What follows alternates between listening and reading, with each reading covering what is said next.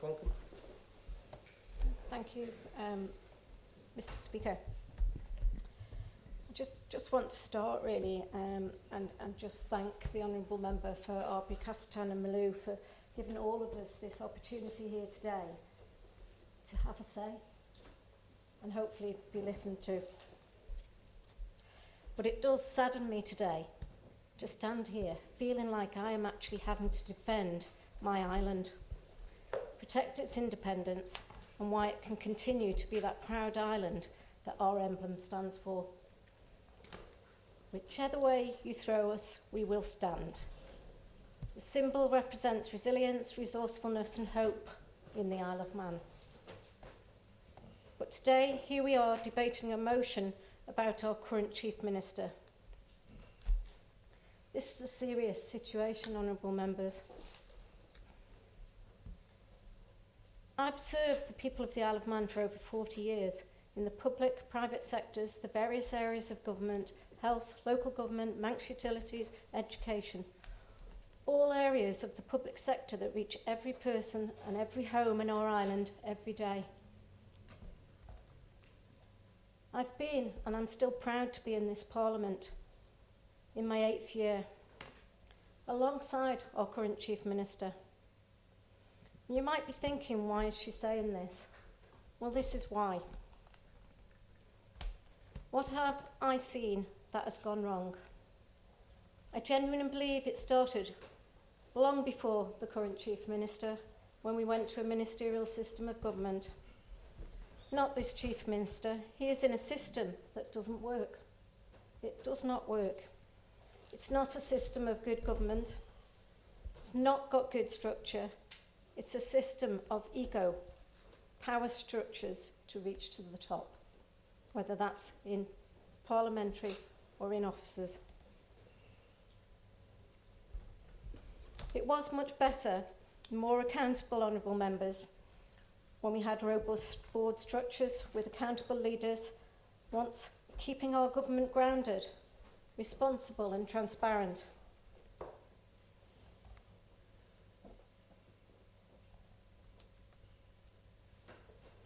Eight years ago, Mr. Alfred Cannon MHK, our Chief Minister, was a strong, decisive individual whose manifesto aligned in many areas of my own. And to quote from his manifesto, and this was in 2016, Honourable Members, "We must have confidence that the Isle of Man has the ability, resilience and strength of character to find ways of delivering successful outcomes for all. Key to this will be an integrated island vision and plan that supports hard-working families." Are we seeing that today, Honourable Members? We will create job opportunities through focused support for local businesses to grow and develop, whilst ensuring our society is created and fair for everyone. Are we seeing that today, Honourable Members? We've had crisis after crisis for our local businesses, particularly hospitality and many businesses closing. In our search to bring business and success, this is also in the manifesto, to the island, we sometimes forget that it is our own people that are our best asset. Yeah. For the promotion of this island. Did you hear that, Honourable Members? Back in 2016, our own people are our best asset. If we want to be successful, we have to deliver services, and we have to deliver them in such a manner that gives confidence to our people. That is why, and this is the Chief Minister back then, I will be seeking a plan for the island simple to understand, delivers the basic services to a high standard, creates an environment we can be proud of, and that gives people and businesses freedom and platforms to flourish. Sorry, Mr. Morehouse, I've had to use the word flourish, but it was in the Chief Minister's manifesto. Honourable Members, that was our Chief Minister 8 years ago. Strong, decisive, and had a plan. The heart of today's debate lies to debate lies a simple yet essential question. What kind of leadership does the Isle of Man need to face the challenges ahead and realise our full potential? We need one that our people deserve, providing clarity, resilience and accountability, and vision from their government with strong leadership. We all want and look forward to the secure future for our island. That's what we're all in here for, honourable members. We want the Chief Minister showing leadership and, above all, conviction in his style of governance that's not only forward-looking but grounded in those decisive, consistent actions, not with ministers that don't know or understand. In today's fast-changing world, we need a Chief Minister who can balance thoughtful consideration with the ability to make firm decisions that are clearly communicated and backed by evidence for the people with accessible public services. A strong leader will build that trust by standing firmly behind his decisions, or hers, even if they prove challenging, and by remaining transparent and open about their reasoning. What's required is strong direction, inspiring confidence for our people, businesses, and also for us in here. Chief Minister has shown resilience and adaptability, and we all know that every leader may have to, at times, change course. But any changes should be agile, carefully considered, and clearly explained to maintain our public trust and our institutional integrity. Sadly, as I experienced when being financially responsible, following all policy and process in a strategic direction supported and approved by the Council of Ministers, when I was Minister for Education, Sport and Culture, we've seen a U-turn. And this is where the problem lies, honourable members. It was a U-turn carried out behind closed doors, probably with those senior ministers we hear about, but are behind those hidden doors of power. In Comyn, other Comyn members didn't know it was happening. Never mind the public. Who made those decisions, honourable members? To gain public confidence in a financially responsible way needs to involve strategic planning, discipline, and transparent oversight and reporting. Recurring patterns of reversal on policy decisions without sufficient transparency or explanation have led to that perception of instability in government's direction. How many changes have we seen to the uncosted island plan? It changes every time something's not delivered. That's not showing leadership, that's showing weakness. That's the Chief Minister not standing up and holding his ministers to account for their delivery. There's many instances where transparency has been compromised. When significant decisions are made without the full visibility, clear explanations and financial scrutiny, it has risk of alienating all us members as well as the public that we serve, and therefore the credibility of the government. Culture has not changed. My own experience, where I was undermined, proved the undermining nature of the current Council of Ministers and government makeup, where it's not full, respectful collaboration. I was advised you keep voting against Comyn and going on about whistleblowing. Yes, that's because some of the policy direction is what's got us in the spotlight with the public, more so than normal. A culture that cost us over £3 million for Dr. Rosalind Ranson. That's one, and there are many more. The reason we're here today is because abuse of that said culture, that hasn't changed. We've seen elements of it today from some of our ministers. I didn't want to hear today threatening resignations. That's not us all trying to work together and move forward. I found that really unprofessional. was implying nobody else can do their jobs. Let's have respect for everybody, honourable members.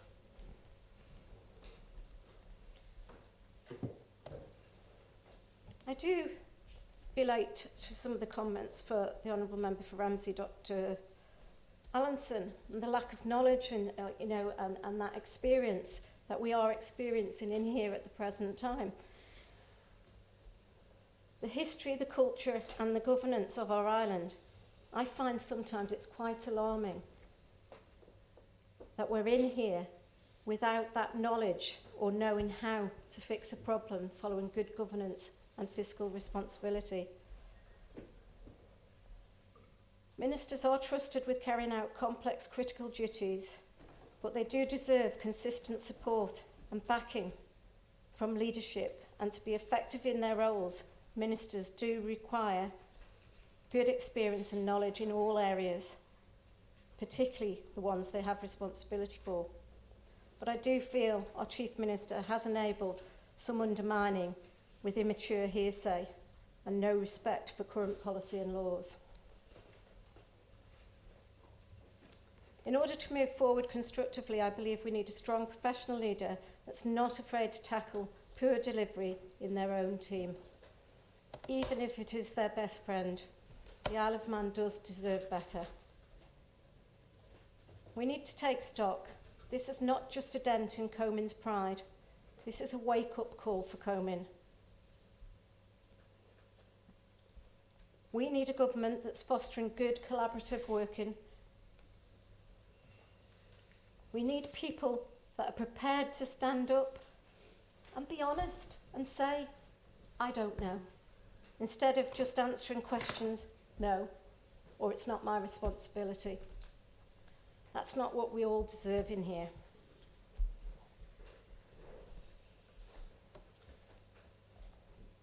The following areas of policy decisions that I did raise, but it was in the previous administration, over major risk for our island and its reputation that were ignored. I raised visas back in October 2020. I raised concerns about tracking individuals, visas for cash. We're supposed to track an individual when they arrive on our island. That responsibility was held at that point in time by the Department for Enterprise. We all know, honourable members, what's happened in 2024. That could have been different if somebody had listened 4 years previously. We keep hearing the word listened. There hasn't been a lot of it. Residency controls. I raised with the Chief Minister in November 2022. I sent him the Residence Act 2001 that's been sitting on a shelf. There's no excuses. We don't want to be too late pulling that drawbridge up. We were asked for top priorities. Mine, honourable members, were fiscal responsibility, only spend within income limit. Stop all non-essential spend, including refocus capital budgets. Education. Invest, it's our island's future. And I heard the Honourable Member for Middle today saying that none of us challenged on their 6 priorities. I did, Honourable Member. I did back in July, whenever it came forward. I said education does not feature in our top 6, and I found that quite remarkable. My 3rd priority was health. Manx, well, it wasn't in that order, but the Manx Care budgetary control. Make sure that we can hold them to account.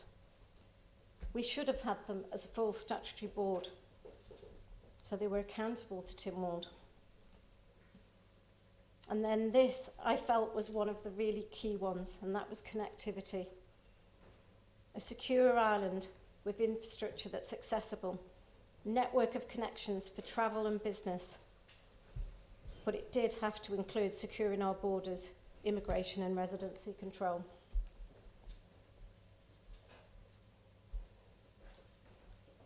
We've got legislation that's slow coming through. Important legislation. that's been prioritised by a committee, but it's not necessarily being prioritised for what we need here, right now, for the people of the Isle of Man. We've always had pride in ourselves in the agility to grasp the next economic opportunity, done in conjunction with the best strategic business leaders. We need to build our digital future, sharing the expertise to get projects over the line. Digital transformation and investment has been around for at least 15 years. But I keep seeing the same presentation of the nice visual wheel linking all the silos through a digital transformation programme. We still watch the same slide, just got different colours on it. The public cannot be fooled anymore.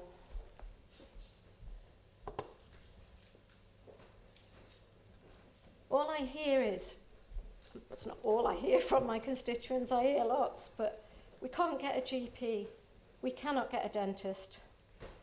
Let's fix and invest in our primary care. Let's make sure all of our doctors' surgeries are accessible through the NHS app. Don't turn around and say the doctors won't invest in it. Surely that's a brilliant strategic step forward and worthwhile investment for the Isle of Man to make sure that we do that. So therefore, that would be a modern health service that people can access their own records, make appointments, look at their blood results. Let's not waste our doctors' time.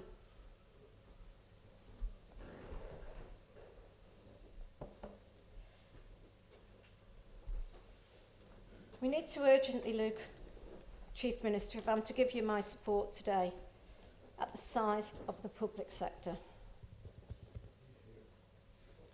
It keeps increasing. In this administration alone, it's increased far more than I've ever seen. And that's not responsible to our people. That's putting a noose around our people's neck. We've had review after review and no action taken. A structural review is the starting point. What do we need to do to deliver the services we require for the Isle of Man now? Not a bloated system that's been there forever and a day that just keeps getting bigger and bigger.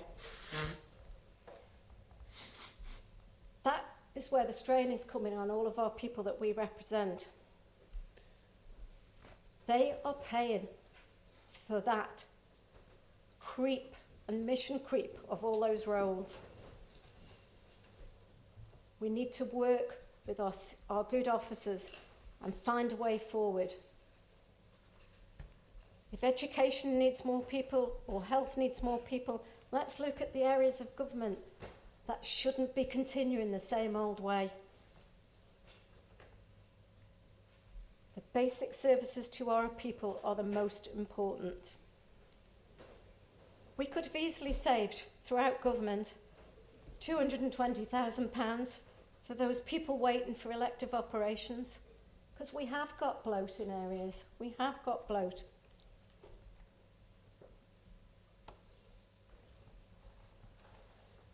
A shift towards more emphasis on transparency would deepen trust and involve all islanders.